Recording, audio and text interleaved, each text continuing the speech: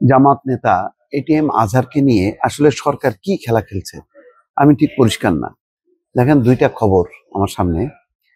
5ই আগস্টের পর সব রাজবন্দী মুক্তি পেলেন, আজহার পেলেন না। আরেকটা খবর, এটিএম আজহারের মুক্তিতে দেরি, বিস্মিত ব্যথিত জামাত। স্বাভাবিক। কেন?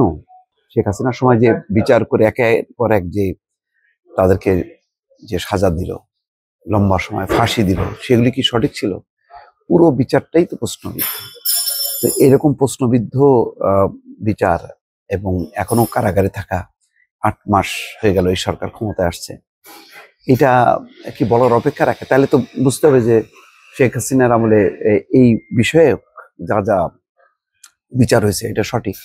নতুবা এইটা মুক্তি পাইতে বা এই পুরো মামলার প্রক্রিয়াটা ক্যান্সেল করে তার মুক্তির বিষয়টি কেন দেরি হচ্ছে, এটা দর্শক আমি বুঝতে পারি না। দেখেন, এখানে বলা হচ্ছে যে আওয়ামী ফ্যাসিবাদীর হাতে সব রাজবন্দী 5ই আগস্টের গণ আন্দোলনের পর মুক্তি পেলেন, এটিএম আজহার ছাড়া। এই দায় জনগণের, সরকারের, প্রশাসনের বলে মন্তব্য করেছেন জামাতে ইসলামীর সেক্রেটারি জেনারেল মিয়া গোলাম পরোয়ার। মঙ্গলবার হাইকোর্টে এটিএম আজহার ইসলামের শুনানি শেষে সাংবাদিকদের এই মন্তব্য করেন। মিয়া গোলাম পরোয়ার বলছেন, মানবতা বিরোধী অপরাধের মামলায় জামাত নেতা এটিএম আজহার ইসলামের মৃত্যুদণ্ডের রায়ের বিরুদ্ধে আপিল শুনানির তারিখ ফের পেছানোর ঘটনায় বিস্মিত এবং ব্যথিত জামাত। সম্ভবত তাকে আবার গত 7ই মে না 5ই মে পেছানো হয়েছে। এটা তো কোনো না। এবং কথা ছিল যে এবার মানে উচ্চ আদালতের যে ছুটি শেষ হওয়ার পর করার সাথে সাথে এই জিনিসটা নিষ্পত্তি হয়ে যাবে। এটা এরকম তারিখ পেছানোর কারণটা কি কারণে? এটা কি গুরুত্বপূর্ণ না? এটি মাজহারুল ইসলাম কি জামাতের কি অন্যতম কোনো নেতা না?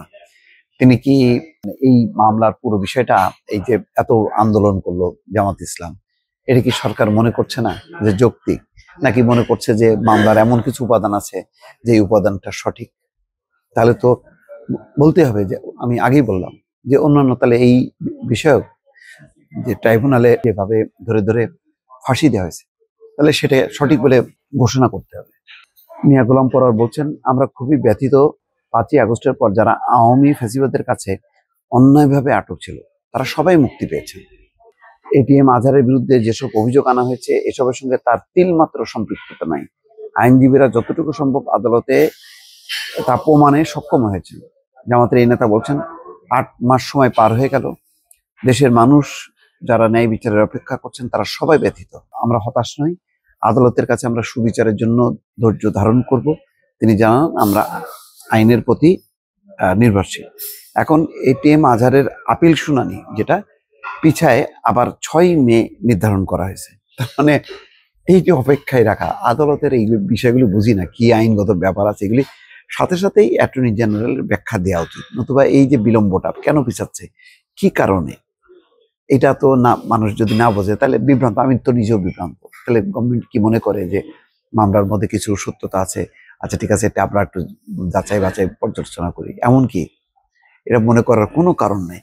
গত 15 বছরে আওয়ামী লীগের যে শাসনের নামে যেটা তারা করছে, এটা কোনো মানে কোনো স্বাভাবিক কোনো আইনের শাসন না। এটা ছিল একটা পুরো দুঃশাসন, একটা দুষ্ট চক্রে ছিল বাংলাদেশ আটকা। তার যা যা করার সমস্ত কিছু করছে শেখ হাসিনা তার নিজের শাসনকে দীর্ঘায়িত করার জন্য, এবং সবকিছু মানে পসপন করে, মানে যাতে নির্মূল হয়ে যায় সমস্ত বিরোধী দলমত এবং সে ক্ষমতায় থাকতে পারছে। এটা বোঝার জন্য তো এত গবেষণা করার দরকার নেই। দর্শক ভালো থাকবেন, আল্লাহ হাফিজ।